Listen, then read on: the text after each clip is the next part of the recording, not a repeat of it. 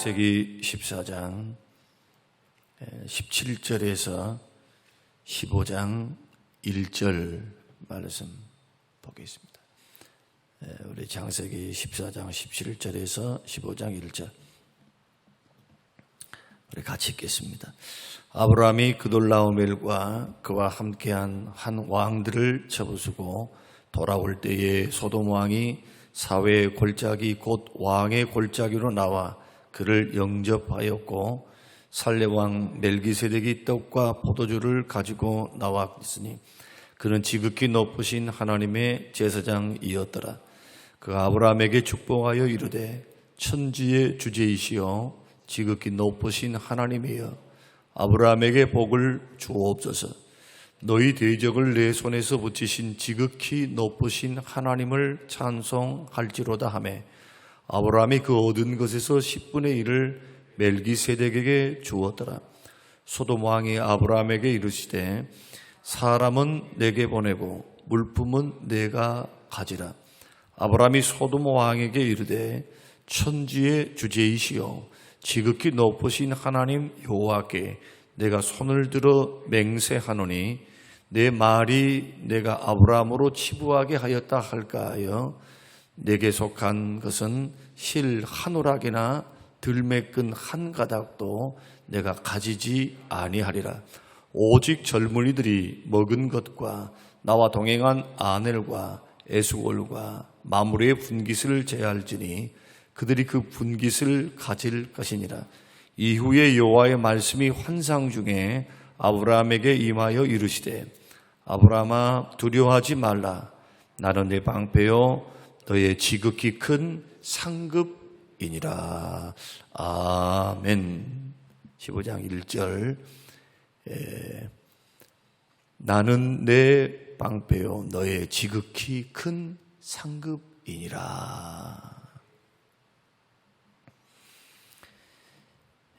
아브라함이 소돔 땅을 선택했던 이 롯이 연합군에 의해서 정복이 되고 포로가 되어서 개처럼 끌려가고 모든 재산이 노략을 당했다는 소식을 듣고 곧바로 그가 했던 것은 집에서 길리웠던 종들 318명을 이끌고 야밤에 급습해서 전쟁에서 승리를 한 것뿐만 아니고 롯과 가족들과 사람들과 그리고 전리품들을 가지고 돌아왔다.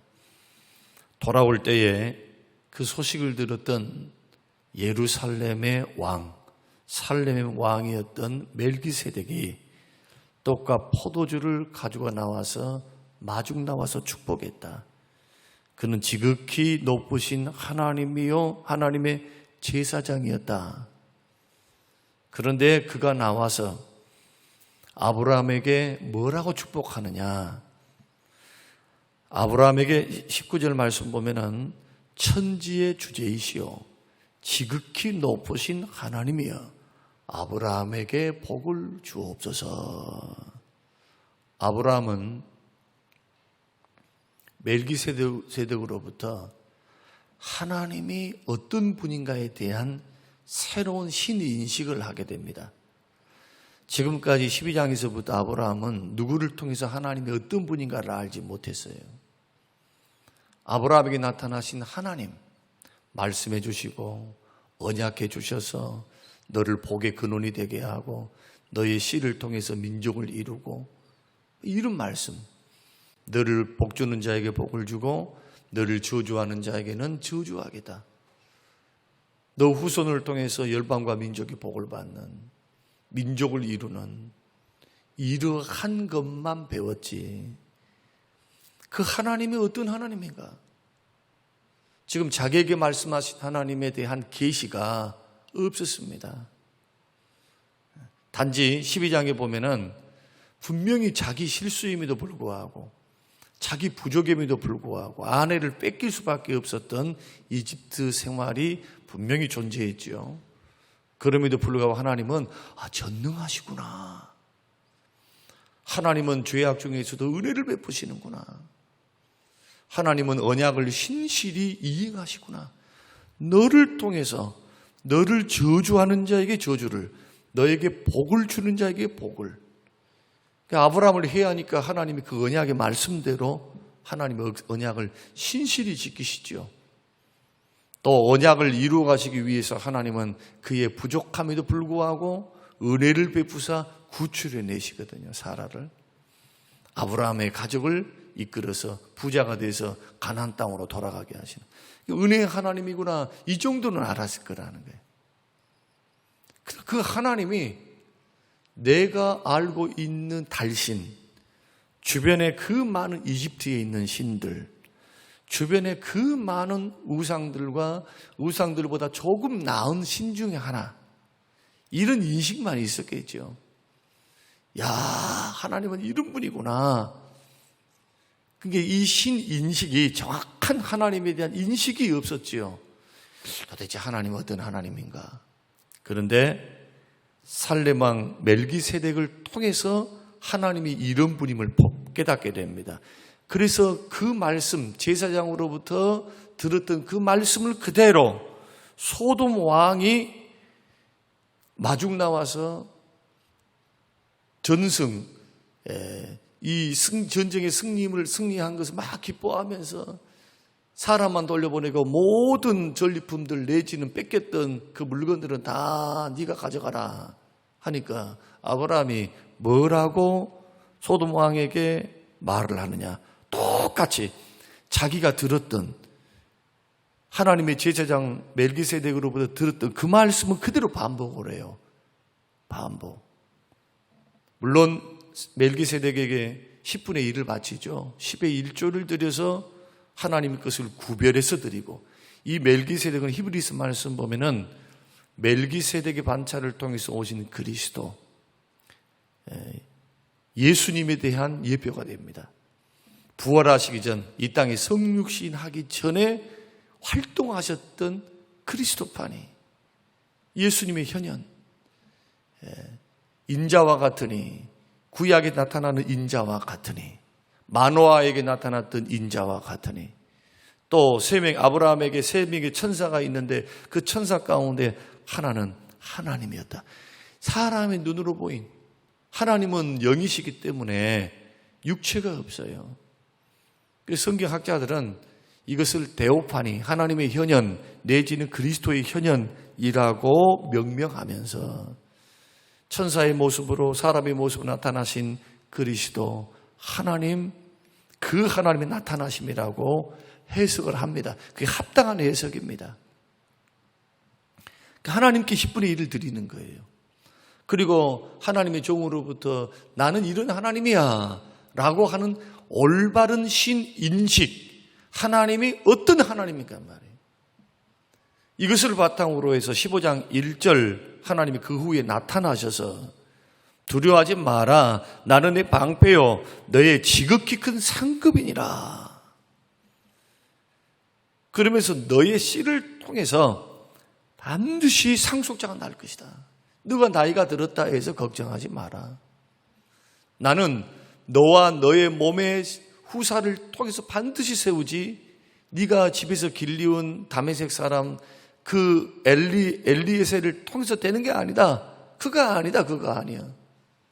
내가 너의 씨를 통해서 12장 1절에도 13장에도 계속 말씀했던 것처럼 너의 후손이다. 네 몸에서 나야 돼. 그러니까 아브라함이 이 말을 믿음에, 6절 아브라함이 여호와의 말씀을 믿음에 여호와께서 이를 그의 의로 여기시고, 그래. 이걸 가리켜 이싱칭이다 그렇게 말을 합니다. 하나님 말씀을 믿어버린 거예요. 그 말씀을. 물론 그 믿음이라고 하는 것이 변하죠. 어떻게 변합니까? 확고히 믿었으면 하가리를 맞아들이지 말아야 되고, 그러죠? 확고하게 믿었으면 다른 말 하지 말아야죠. 불가능한 것 같은 그러한 99세가 돼서도 자식이 없으니까 우리가 이해할 만하잖아요. 25년이 지났는데, 24년이 지났는데도 하나님이 말만 계속 하시지 어떤 조짐을 주지 아니하시고, 사라는 아예 경수가 끊어졌으니까 여자 구실이 안 돼. 이제 아기를 낳을 수가 없어요. 그러니까 누가 봐도 불가능하죠. 이해가 다 돼요. 그러니까 사람은 예수님을 믿고 난 후에도 믿어가는 과정 속에 그 믿음이 분명해서 하나님이 그 고백, 아브라함이 하나님 여호와를 믿음에 이것이 가짜였을까요? 진짜였죠. 진짜였어. 그러니까 하나님이 그것을 의로 여기신 거죠. 너 의롭구나. 그러나 그 과정 속에 믿음을 지켜가는 것, 그 과정 속에는 많은 어려움이 있다는 거예요. 이제 뭐 계속 살펴볼 문제지만, 그러나 하나님은 그것을 기쁘게 여기시는데, 그가 여호와를 믿을 수 있었던 이유, 그게 멜기세덱의 영향입니다. 여호와를 어떻게 믿었을까요? 아직 조짐도 없는데 10년이 가까이 됐는데 75세에 준다고 했는데 9년이 지나도 얘기가 없어요. 얘기가.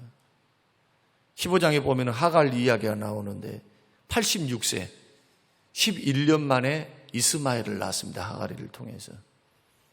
그리고 나서 14년을 또 기다려야 돼. 그 과정 속에서도 하나님 약속만 계속 하시지 그에게 아들을 주시지 않습니다. 그런 과정에서 아브라함이 여호와를 믿을 수 있었던 그런 신인식, 그러니까 하나님이 이런 분이구나, 멜기세덱을 통해서 깨달은 겁니다. 지금 내가 믿고 있는 하나님에 대한 올바른 신인식이 있지 않으면 믿음이 자꾸 자기식대로, 소위 말해서 내가 믿고 싶은 대로, 내가 아는 대로 그렇게 하나님을 믿어가려고 그래요. 가장 위험합니다. 여러분, 왜 우리가 자꾸 말씀을 듣습니까? 왜 우리가 예수님을 믿어가면서도 그 믿음의 길을 걸어갈 때 왜 말씀 중심으로 걸어가야 합니까? 그냥 예수님을 믿었어, 할렐루야 믿었으니 하고 그냥 내 뜻대로, 세상 방식대로, 사람의 방식대로 내가 하고 싶은 대로 걸어가면 되죠. 하나님을 믿고 있으니까. 근데 왜 우리들은 하나님을 약속의 말씀대로 어떤 규정 내지는 근거를 분명히 해서 우리들이 걸어가는가?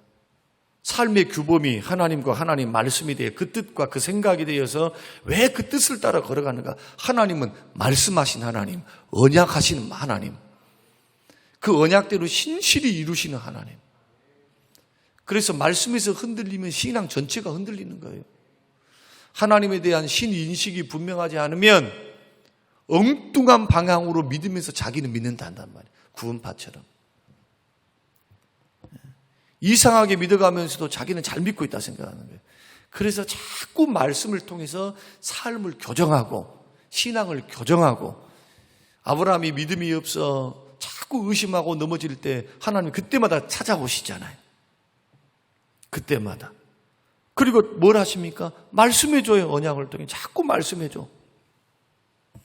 교정시키는 거예요. 확신을 주는 겁니다. 그러면 멜기세덱을 통해서 들었던, 배웠던 하나님은 어떤 하나님인가?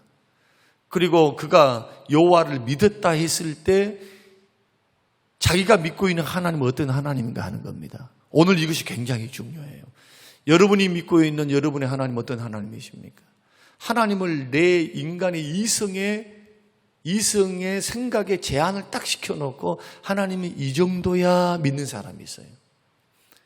그 합리적이고 이성적이고 논리적이고 계산법을 통해서, 계산을 통해서만 믿으려고 하는 사람들은 늘 제가 설명하잖아요. 그 수준에 머물러 있다고. 여러분, 하나님을 믿음이 인격적으로 도약하는 사람의 특징이 뭡니까? 사람이 많이 변해서 드릴 줄 아네, 섬길 줄 아네, 감사할 줄 아네, 봉사할 줄 아네. 이렇게 믿음이 도약한 사람의 특징은 언제나 연단받은 사람이에요. 하나님 만난 사람이에요. 말씀으로 만나든지, 성령의 은혜 체험을 통해서 만나든지, 고난 중에서 만나든지, 하나님을 말씀 중에서, 체험 중에서, 성령의 역사 속에서 체험하고 만난 사람들이 변화를 겪는 거예요. 그 사람의 특징은 지혜, 지식과 합리적인 이성을 초월한 하나님을 믿게 돼요. 그런 주님을 만났으니까. 들었으니까, 성령의 역사를 통해서 깨달으니까 그때부터는 믿음이 발생해요. 고난이 있는데 감사할 줄 알아요. 손해를 받는데 기뻐해요. 주를 위해서 손해받거든요. 봉사하는데 시험이 있어요. 그것을 기분 나쁩니다. 사람들 그럴 줄 몰랐습니다. 사람들 왜 그런 줄을 몰라요? 다 그럴 줄 알아야지. 사람은 50보 100보 다 그래요. 다 하나님을 섬겨간다고 말로는 그렇게 하면서 기분이 나쁘면 기분이 나쁜 거예요. 그러나 믿음의 눈이 열리면 이제는 환경 너머에 계신 하나님을 볼 줄 알면 그걸 승화시킨단 말이에요. 승화. 믿음으로. 주님을 위해서 당하는 어려움이니까 기뻐하라. 하늘에서 너의 상이 크민이라. 사람들에게 칭찬만 받으면 받을 상이 어디 있겠어요? 물론 우리가 열심히 내가 내 이름을 드러내지 않고 봉사를 했는데 사람들이 알려줄 수밖에 없죠. 그래서 받는 상급은 이미 자기 상을 받아버린 겁니까? 아니죠. 하나님께 칭찬받는 것만큼 사람에게도 칭찬을 받게 되어 있는 거예요.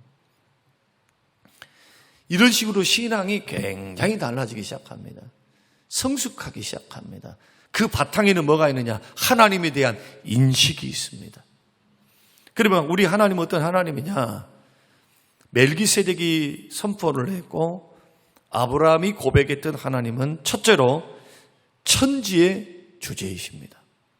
자, 아브라함이 살았던 그 시대에는 수많은 신들이 있었어요. 달신, 별신, 무슨 강신부터 시작해서 하여튼 사람보다 조금 뛰어나다고 하는 모든 것들이 신으로 섬기고 살았으니까 그 신 중에 우월하신 분이 하나님 아닐까 정도 하나님에 대한 인식이 아브라함의 인식입니다. 그런데 자기에게 전능하게 역사하시고 12장에서 그 기적과 은혜로 파라오를 이길 수 있는 능력의 하나님을 어떤 하나님인고 그 하나님이 그렇게 가르쳐 주시는 겁니다. 멜기세덱을 통해서 아브라함을 교육하시는 거예요. 지금 네가 맞닥뜨리고 너가 지금 섬기고 있고 너를 만나주신 하나님은 천지 만물의 주인이시라는 거예요. 이제 천지 만물의 주인. 이 고백이 얼마나 귀한 고백이고 귀한 지식인지 신약 성경 끝에 걸어가서도 예수님을 고백할 때 우리의 구주를 고백할 때 주는 그런다 말이에요. 주는 똑같은 이야기 주제. 예수님은 나의 주님이십니다. 하나님은 나의 주인이십니다. 천지의 주인이십니다. 여기에서 뭐가 발생하느냐? 청지기의 삶이 발생을 해요. 지금 저와 여러분의 삶은 여러분들이 지금 돈을 벌고 자식을 낳고 살고 나의 인생의 모든 부분들을 지금 누리고 살기도 하고 이룩해서 걸어가고 있죠. 천지에 있는 모든 것, 이것이 하나님 것입니다. 하나님이 지금 섭리에서 다스리고 통치하시죠. 다스리고 통치한다는 것은 우리 인생을 주장하사 우리의 길들을 지금 작정하셔서 인도해 가신다는 거예요. 그러니까 우연한 일이 없어요. 우연한 일이. 여러분의 노력이 노력되게 하시고 발걸음을 인도하시고 그 선택이 잘못됐을 때 하나님께서 피할 길을 주시면서 바른 길로 인도해 가세요. 깨닫게 하시면서 환경을 통해서 사람을 통해서 목사님을 통해서 말씀을 통해서 신앙을 통해서 하나님이 간섭하셔서 그 결과 하나님이 다스리시고 인도하시고 간섭하신 결과가 지금 우리의 삶입니다. 언제 우리 것이 있었어요? 주님의 고백대로 말씀대로 본다면은 이 욥의 고백대로 한다면은 우리가 다 올 때 빈몸으로 왔어요. 사도 바울도 그렇게 말하죠. 다 빈몸으로 왔어요. 빈몸으로. 우리에게 있는 모든 것은 주님이 주신 은혜의 결과라 이거예요. 결과. 왜? 하나님이 주인이시니까. 그것도 살아계신 하나님이시니까. 하나님이 팔짱 끼고 계신 분이 아니니까. 우리에게 주어진 위치, 우리에게 주어진 직장, 주어진 삶, 이 모든 것들이 다 주님 것입니다. 나의 영혼도 주님 것입니다. 그러니까 주님의 주님 것입니다라고 인식이 없으면 헌신이 나오지 않습니다. 절대로. 내 것이라고 여기니까 거기에서 집착하고 자기 것이라고 여기니까 욕심부리고 철저히 주님 것이구나. 주님 것이구나. 사람은 말로는 잘 안 돼요. 교훈을 잘 못 얻어요. 근데 잃고 난 후에는, 잃고 난 후에, 없어진 후에, 그때서 깨달은 겁니다. 아, 하나님이 거둬가시면은 사라지는 것이구나. 하나님이 주셔야 얻고 누리는 것이구나. 우리는 지금 인생을 살아가고 있습니다. 하나님 왜 욕심껏 안 주실까? 사실은 저는 감사해요. 우리 교회가 욕심껏 막 하나님이 부어주셨다면은 아마 돈 때문에 교회가 돈이 쌓여가지고 싸울 수도 있어요. 이상한 일들이 일어날 수도 있어요. 시험 드는 일들이 일어날 수도 있어요. 그러나 우리는 싸워서도 안 되고, 우리는 떠나서도 안 되고, 우리는 시험이 들어서도 안 돼요. 우리 교회는. 장로님들은 잘 아실 거예요. 우리 교회는 끝까지 주님 말씀을 따라, 주의 원리를 따라, 주의 은혜를 붙들고, 주님이 왜 그렇게 환경을 모실까요? 그렇게 하나님이 당장 해주실 수 있잖아요, 모든 것은. 그러나 그 과정 속에서 더 큰 영적인 깊이, 주님 없이는 이룰 수 없고 주님의 역사가 없으면은 살 수 없는 존재임을 교회로 하여금 정확하게 인식하게 하신 겁니다. 이것을 얻어야 정말 축복받은 사람이죠. 하나님이구나, 하나님. 그러지 않습니까? 돈을 많이 줬는데 우리 자식들이 부모의 그 돈을 빽믿고 마약을 하고 쓰고 먹고 살면서 돈 귀한 줄 모르고 부모 귀한 줄 모르고 세상 물질 어려운 줄 모르면서 살면 어찌 그렇게 복입니까? 그게 철딱서기 없는 거지. 그러니까 이런 부분들을, 그래서 오늘 첫 번째로 생각해야 될 것은 하나님 어떤 하나님인가? 여러분에게 하나님 어떤 하나님이십니까? 정말 나의 주인이십니까? 그러면 문제는 달라져요. 이제부터 주인 말 들어야 돼요. 우리의 신앙생활이 있어가지고 내 생각대로 내 판단이 있어요. 그때마다 주인께 물어야죠. 주님 것이니까. 이것이 내 것이라고, 교회 것을 내 것이라 생각하니까 문제가 발생한단 말이죠. 자꾸. 주님 거예요. 믿습니까? 주님 것을 가지고 주님의 영광을 위해서 쓰는 거예요. 헌금을 드렸으면 그 다음부터 내가 드렸다 생각하면 안 됩니다. 교회 것이라고 그렇게 말하면 안 돼요. 먼저 주님 거예요. 주님 거. 주님 것을 가지고 교회가 활용하는 거예요. 믿습니까? 주님 겁니다. 주님 거. 굉장히 중요해요. 여러분 개인의 삶도 마찬가지. 오늘 하루도 주인 앞에 사시기 바랍니다. 주인 앞에 겸손하게 사세요. 만용 부리면 주인이 안 좋아해요. 주인 대신 주님이 다 보고 계셔. 충성되게, 헌신되게, 주인의 마음에 쏙 들게. 하다못해 로마서와 골로새서 말씀 보면은 까다로운 종에게도 죽게 하듯 하고, 안 믿는 주인이라고 함부로 하지 말고, 믿는 주인이라고 함부로 하지 말고 죽게 하듯 하라. 죽게 하듯. 그렇게 일을 하고 섬겨가라. 그러면 하물며 하늘 아버지께는 두말할 필요 없죠. 그래서 두려움과 경외함으로 주인 앞에 머물러 서는 훈련을 하라. 이걸 아브라함이 배운 거예요. 이런 하나님을 믿으니 그것을 의로 여기신 거예요. 두 번째는 지극히 높으신 하나님이십니다. 하나님은 초월해 계신다는 거예요. 지극히 높으신다는 것은 하나님은 내재하시면서 우리 안에 사시고 내재하시면서도 하나님 어떤 하나님이냐? 우주 만물이 초월해 계신 전능하신 하나님이라는 게 이게. 그러니까 티끌 같은 먼지 같은 우리들이 우주 만물의 그 높으신 초월해 계신 전능자와 비길 수가 있겠어요? 그런 전능하신 초월하신 하나님을 생각할 때마다 인간이 얼마나 겸손해져야 되겠어요? 우리가 믿는 하나님은 이런 하나님이십니다. 천지의 주인 되시고 지극히 높으신 초월해 계시는 전능하신 하나님, 무소부재, 무시무종, 영원불변, 전지전능하시는 그 하나님이 우리가 믿는 하나님이다. 이런 신인식이 분명해야 우리의 신앙생활이 바르게 성장해 가는 거다. 이제 눈에 하나님 안 보인다고 절대로 허탄하게 하나님은 하지도 못해. 하나님 일은 하나님 일이고 세상 일은 세상 방법으로 해야 돼. 만약에 이런 분이 있다면은 여러분 하나님을 만홀히 여기는 겁니다. 만홀히. 하나님은 세상의 주인이기도 하세요. 하나님이 아닌 것이 없어요. 이런 분명한 인식을 가지고 오늘 방송을 듣는 우리 모든 예배드리는 믿음의 식구들도 이런 확신을 가지고 한번 하나님 앞에 서서 신앙생활을 해보시기 바랍니다. 그러면 시야가 확 열릴 겁니다. 하나님의 능력을 보게 돼요. 하나님의 살아계심을 삶 속에서 기도 응답을 통해 일하시는 주님의 역사를 경험하고 체험하게 될 줄로 믿습니다. 고마우신 하나님, 오늘 주신 귀한 말씀 마음에 깊이 새깁니다. 하나님이 어떤 하나님인가?